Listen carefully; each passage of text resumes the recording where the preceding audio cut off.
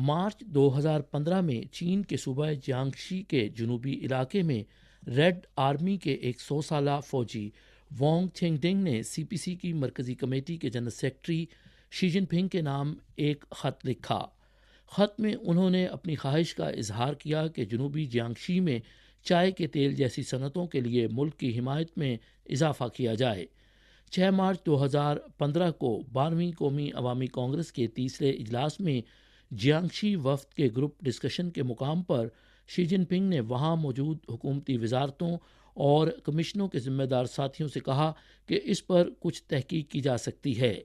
جلد ہی متعلقہ محکمے جنوبی جیانگشی میں کیمیلیا صنعت کی ترقی پر تحقیق کے لیے صوبہ جیانگشی گئے۔